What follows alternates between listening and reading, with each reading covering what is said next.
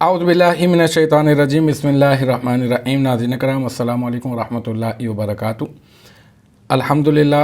ہماری ایک کلاس جو ہے وہ سراجی فی المیراث پر جو ہے وہ ہو چکی ہے، اور ہم نے خطبے سے جو ہے وہ آغاز کیا تھا۔ آج جو ہے وہ ہمارا دوسرا لیکچر ہے۔ جو پہلا والا جو لیکچر تھا اس میں ہم نے الحمدللہ بسم اللہ الرحمن الرحیم پہ جو ہے وہ بات کی تھی، اور بسم اللہ الرحمن الرحیم سے ابتدا مصنف نے کیوں کی ہے، اس کی وجوہات میں نے آپ کو بتائی تھیں، اور اس میں 3 اسماء استعمال ہوئے ہیں۔ اس کی حکمت علماء کرام نے کیا بیان کی ہے وہ میں نے آپ کو ذکر کیا تھا، اور ترکیبی اور صرفی اور نحوی جو ہے وہ اس کے اوپر اجرا بھی جو ہے وہ ہم نے کرنے کی کوشش جو ہے وہ کی تھی۔ اور ہماری اگلی والی جو عبارت ہے وہ ہے الحمدللہ رب العالمین۔ الحمد، اس میں جو الف لام ہے یہ استغراقی ہے، اور حمدو یہ جو ہے دال کے اوپر جو پیش ہے یہ اس وجہ سے ہے کیونکہ یہ حالت رفعی میں ہونے کی علامت ہے، اور حالت رفعی میں اس وجہ سے ہے کیونکہ یہ مبتدا ہے، اور مبتدا جو ہے وہ مرفوع ہوتا ہے۔ اب یہاں پر تنوین کیوں نہیں آئی ہے؟ تنوین نہ آنے کی وجہ یہ ہے کیونکہ یہ معرف باللام ہے، کیونکہ اس کے شروع میں الف لام ہے، تو الف لام جب ہوتا ہے تو پھر تنوین نہیں آتی ہے۔ اگر اس کے لغوی اور اصطلاحی معنی کے اوپر بات کریں تو اس کا حمد کا لغوی معنی ہے سراہنا، تعریف کرنا، ٹھیک ہے۔ اور اگر اصطلاح خاص میں اگر ہم لوگ دیکھیں کہ حمد کا معنی کیا بنتا ہے، تو اس کا معنی ہے اللہ تعالیٰ کی عظمت اور بزرگی کو بیان کرنا۔ بعض محققین کے نزدیک اس میں اور اضافہ ہے، اور وہ یہ ہے کہ تعظیم کے ارادے سے محمود کی اختیاری خوبیوں کی زبان سے تعریف کرنا، یہ جو ہے وہ حمد کہلاتا ہے۔ تعظیم کے ارادے سے محمود کی اختیاری خوبیوں کی زبان سے تعریف کرنا یہ حمد کہلاتا ہے۔ اب وہ جو ہے وہ جو حمد زبان سے کی جا رہی ہے، خواہ وہ نعمت کے مقابلے میں ہو یا پھر نعمت کے مقابلے میں نہ ہو، یہ عام ہے۔ اسی طرح سے وہ اختیاری خوبیاں فضائل کی قسم سے ہوں یا پھر فواضل کی قسم سے۔ اگر فضائل کی بات کریں کہ فضائل کنہیں کہا جاتا ہے، تو فضائل ان اوصاف اور جو ہے وہ خصائل حمیدہ کو کہتے ہیں جو محمود کی ذات کے لیے لازم ہوں، ٹھیک ہے، اور ان کا اثر غیر کی طرف نہ پہنچے، جیسے علم، تقدس، شجاعت وغیرہ۔ اور فواضل جو ہے ان اوصاف اور صفات متعدیہ کو کہتے ہیں جن کا تحقق غیر کی طرف اثر پہنچنے سے ہو، جیسے انعام کیا اللہ نے، کس پر کیا؟ جس پر اللہ تبارک و تعالی نے کیا، تو اب یہ کہ اس کا تحقق جو ہے وہ غیر سے ثابت ہو رہا ہے۔ اکرام، رحم، اسی طرح سے تربیت وغیرہ یہ اس کے اندر جو ہے وہ شامل ہیں۔ المختصر یہ کہ الحمد جو ہے حمد کا لغوی معنی، اصطلاحی معنی میں نے آپ کو بتایا، اور اس کے بعد جو ہے اس محققین کے نزدیک کیا ہے یہ میں نے آپ کو بتا دیا۔ اب آگے چلتے ہیں، اللہ اس میں جلالت کے اوپر بات کرتے ہیں، کیونکہ الحمدللہ ہی ہے نا، تو یہاں پر جو ہے للہ، اللہ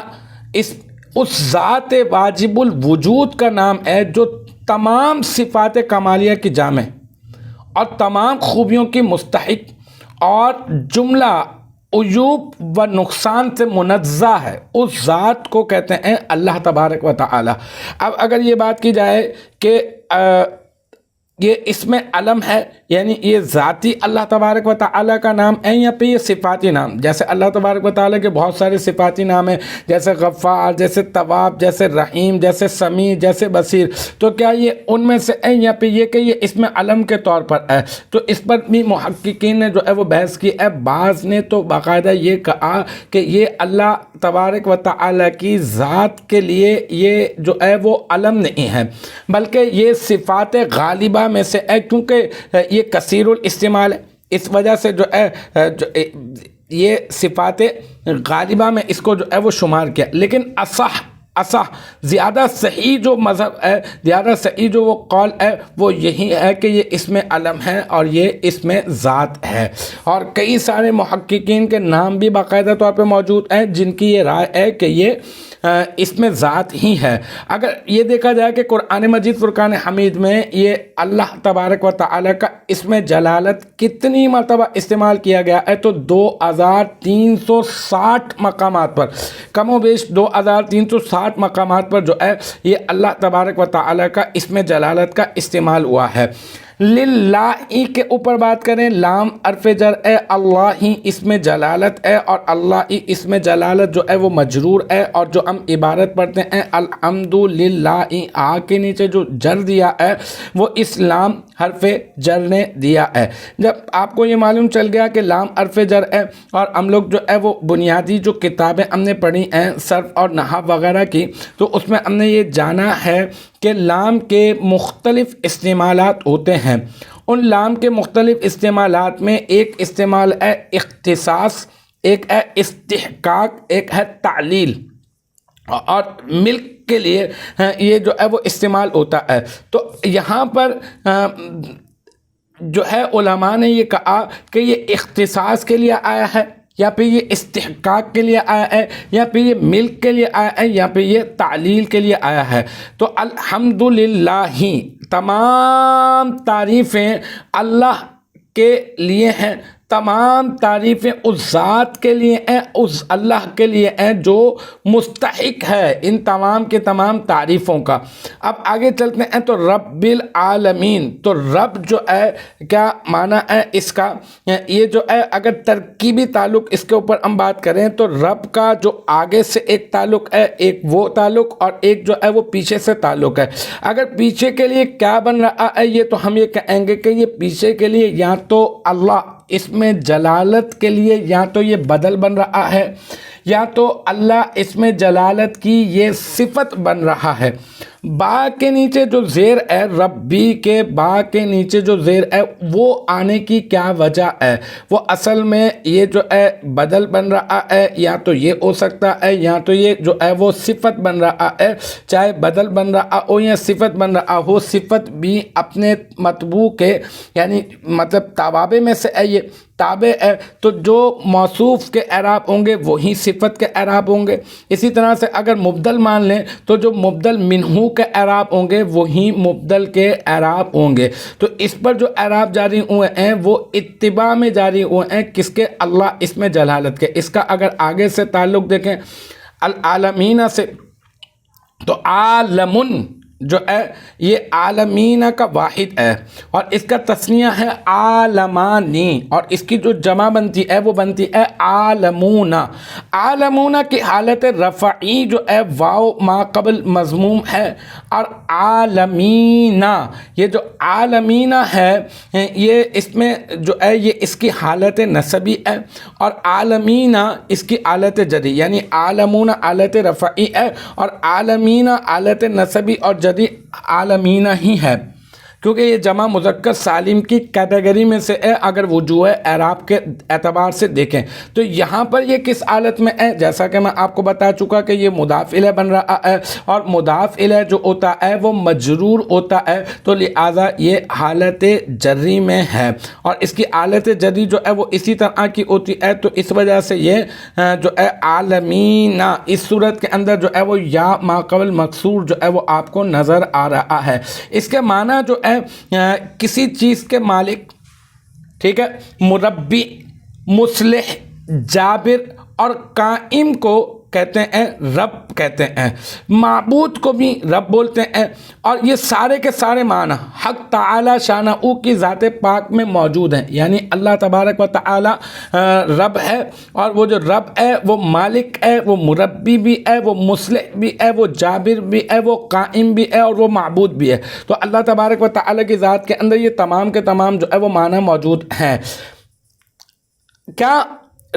یہ جو لفظ رب ہے اس کا استعمال اللہ تبارک و تعالی کے علاوہ اللہ کے غیر پر جو ہے، اللہ کے علاوہ کسی اللہ کے علاوہ غیر پر ہو سکتا ہے یا پھر نہیں ہو سکتا؟ تو یاد رکھیں کہ یہ اللہ تبارک و تعالی کے علاوہ اس کا استعمال جو ہے وہ کسی غیر پر بھی کیا جا سکتا ہے، جیسے کہ رب المال، جیسے کہ رب الدار، لیکن اضافت کے ساتھ، اضافت کے بغیر، اضافت کے جو ہے وہ بغیر اضافت، بے اضافت جو ہے وہ اللہ ہی کے لیے بولا جاتا ہے۔ اضافت کے ساتھ اگر کسی اور کے لیے بولا جائے گا تو اضافت کے ساتھ جو ہے وہ بولا جا سکتا ہے، لیکن بغیر اضافت کے صرف اور صرف اللہ تبارک و تعالی کے لیے ہی بولا جاتا ہے۔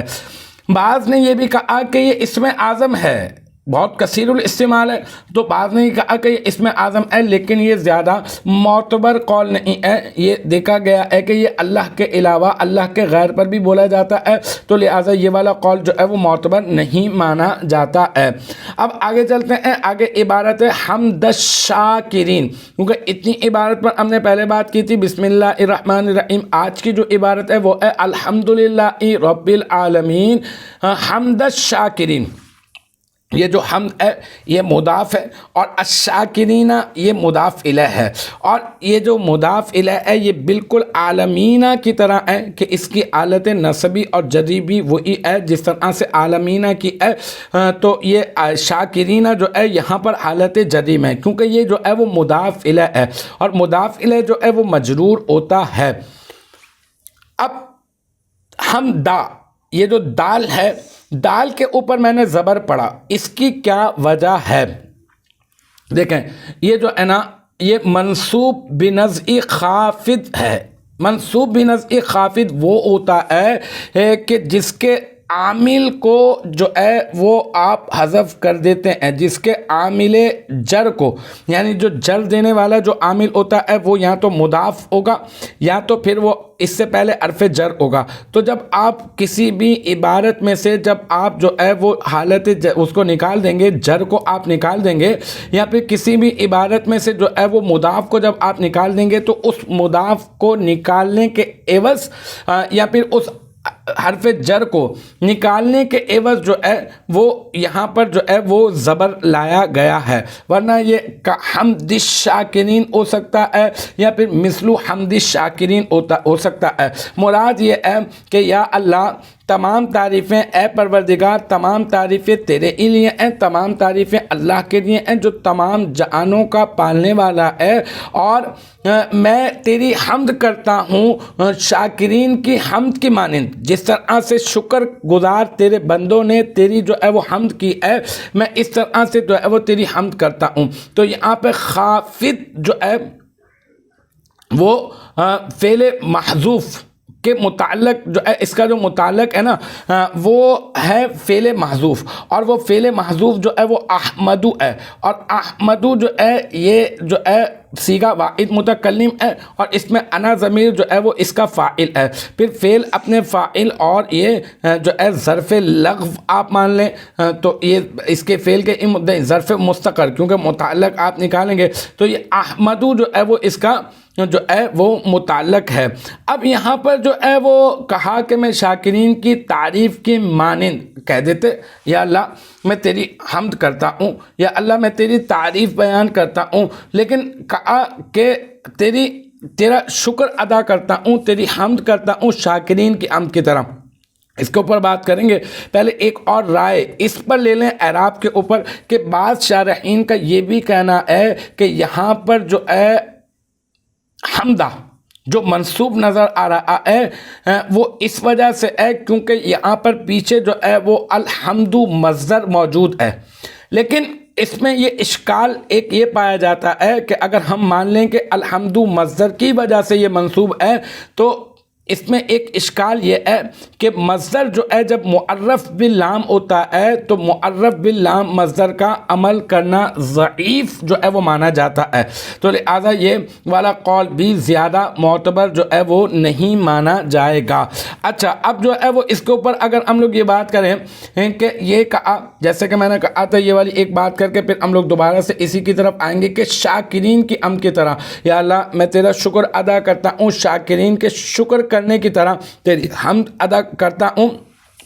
جس طرح سے شکر کرنے والوں نے تیری حمد کی ہے، جس طرح شاکرین نے۔ تو شاکرین سے مراد کون؟ انبیاء کرام علیہم الصلاۃ والسلام۔ شاکرین سے مراد کون؟ اولیاء کرام۔ اور شاکرین سے مراد کون؟ علماء صالحین۔ کیوں؟ اس وجہ سے کیونکہ ان کی حمد کے ساتھ اس وجہ سے مقرون کیا ہے کہ مصنف علیہ الرحمٰن نے یہ کہا کہ کیونکہ ان کی جو حمد ہے یہ اللہ تبارک و تعالیٰ کے ہاں مقبول ہے، اور یہ حضرات اللہ تعالیٰ کے ہاں مقبول ہیں، اس وجہ سے یا اللہ جو تیرے مقبول بندے ہیں، جو تیرے شاکرین بندے ہیں، جس طرح سے انہوں نے تیرا شکر ادا کیا، میں ان کے شکر ادا کرنے کی طرح تیرا شکر ادا کرتا ہوں۔ اس کے علاوہ اور بھی یہ کہا گیا کہ حمد شاکر جو ہے نا،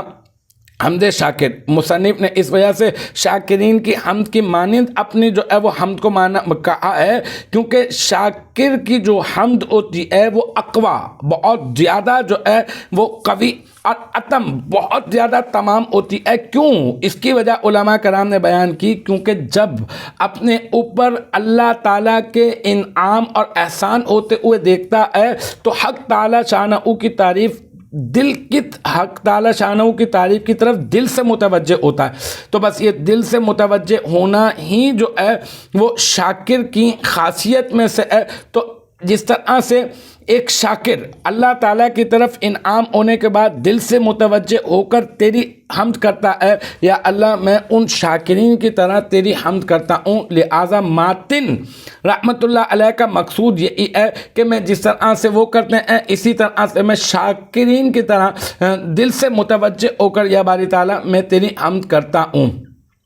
ایک اور بات، اور وہ یہ کہ یہاں پر حمد الحامدین کیوں نہیں کہا؟ کیونکہ حامیم دال اس کے حروف اصلیہ یہ ہیں، اور حامدین اس کے حروف اصلیہ بھی حامیم دال ہو جاتے، تو اشتقاق جو ہے اس کے اندر بھی جو ہے وہ مطابقت جو ہے وہ ہو جاتی۔ کہا حمد الشاکرین، حمد کے معنی حامیم دال اس کے حروف اصلیہ یہ ہیں، اور شاکرین میں شین کاف را، تو یہاں پہ اشتقاق میں بھی جو ہے وہ تھوڑا سا گیپ جو ہے وہ آ گیا۔ تو اگر حمد الحامدین کہہ دیتے تو یہ زیادہ جو ہے وہ قرین قیاس تھا، لیکن یہ کہ اس طرح سے کہنے کی وجہ کیا ہے؟ تو ایک شبہ ہے۔ تو اگر یہ شبہ کیا جائے کہ مصنف علیہ الرحمٰن نے حمد الشاکرین کہا اور اس کی بجائے حمد الحامدین نہیں کہا، باوجود یہ کہ ان دونوں میں اشتقاق بھی حاصل ہے، تو اس کا جواب یہ ہے کہ شکر کے معنی میں عموم ہے، شکر کے معنی میں عموم ہے، خواہ دل سے ہو یا زبان سے یا جوارے سے، اس لیے کہ شکر اس فعل کو کہتے ہیں جس کے ذریعے سے منعم کی تعظیم کا قصد منعم ہونے کی حیثیت سے کیا جائے، اب وہ خواہ لسانی ہو یا پھر غیر لسانی، یا اپنے افعال سے یا اپنے جو ہے وہ اقوال سے یا اپنے ارکان سے جو ہے وہ کیا جائے، وہ شکر جو ہے وہ کہلاتا ہے۔ تو المختصر یہ کہ منعم کی تعظیم کا قصد منعم ہونے کی حیثیت سے کیا جائے تو اس فعل کو جو ہے وہ شکر کہتے ہیں، اور حمد زبان کے ساتھ مخصوص ہے جیسا کہ اس کی تعریف سے ظاہر ہے، پس شکر کے ذکر کرنے سے عموم کا فائدہ حاصل ہو گیا، ٹھیک ہے۔ تو اس وجہ سے جو ہے وہ حمد الشاکرین جو ہے اس کا استعمال کیا گیا۔ اب ایک اور خاص بات یہ کہ مصنف نے بسم اللہ کی جو ابتدا ہے وہ کیوں کی، یہ تو ہم نے بات کر لی تھی بڑی تفصیل سے، وہیں پر میں نے حمد سے بھی کیوں کی اس کے اوپر بھی میں نے بات کر لی تھی، آپ کو میں نے بتایا تھا، کیونکہ ایک جگہ ذکر کی بات ہوئی ہے، ایک جگہ حمد کی بات ہوئی ہے حدیث مبارکہ میں، تو اس وجہ سے مصنف نے حمد بھی جو ہے وہ بیان کی ہے۔ بسم اللہ پہلے بیان کی، پھر اس کے بعد حمد بیان کی۔ اس میں کیا جو ہے وہ حکمت ہے، مصنف کے اس طرح سے ترتیب کو لانے کی کیا حکمت ہے، تو اس پر بھی علماء کرام نے جو ہے وہ اپنی رائے کا اظہار کیا اور کہا کہ کلام الہی کی اتباع اور حدیث نبوی علیہ الصلاۃ والسلام کا اقتضاء اور سلف صالحین کی اقتداء کر کے، اور نیز یہ خیال کر کے کہ اتنا اچھا فن، اتنا بہترین فن اور اس اعلیٰ درجے کی تصنیف اللہ تعالیٰ کی نعمتوں میں سے ایک بہت بڑی نعمت ہے، جس کا شکریہ ادا کرنا حتی الامکان ضروری ہے۔ لہذا مصنف علیہ الرحمٰن نے حمد کے ساتھ اپنے کلام کو شروع کیا۔ تو آج کا جو لیکچر تھا ہمارا یہاں تک کمپلیٹ ہو گیا ہے۔ بسم اللہ الرحمن الرحیم، الحمدللہ رب العالمین حمد الشاکرین۔ الحمدللہ رب العالمین پر آج ہم نے بات کی، اور حمد الشاکرین کے اوپر ہم نے بات کی۔ حمد کے معنی میں نے آپ کو بتایا، اور پھر اس کا جو ہے وہ ترکیبی تعلق میں نے آپ کو بتایا، اعراب جو ہے وہ میں نے آپ کو اس کے بتایا، رب کے معنی میں نے آپ کو بتایا، اس کا آگے سے اور پیچھے سے ترکیبی تعلق اور اس کی صورتیں کیا کیا ہو سکتی ہیں وہ میں نے آپ کو بتایا۔ عالمین کے اوپر جو ہے وہ ہم نے بات کی، اور پھر اس کے علاوہ جو ہے مصنف نے آخر میں نے آپ کو بتایا کہ اپنی اس کتاب کی ابتدا بسم اللہ سے کرنے کے بعد تحمید کرنے کی کیا وجہ ہے۔ تو الحمدللہ یہاں تک ہماری بات ہو چکی ہے۔ مجھے امید ہے کہ یہاں تک کی جو بات ہے وہ آپ کی سمجھ میں آ گئی ہوگی۔ انشاءاللہ تبارک و تعالی نیکسٹ ٹائم اگلی ویڈیو اگلی کلاس کے ساتھ ملاقات ہوگی۔ جب تک آپ اپنا بہت خیال رکھیے گا۔ وآخر دعوانا ان الحمدللہ رب العالمین۔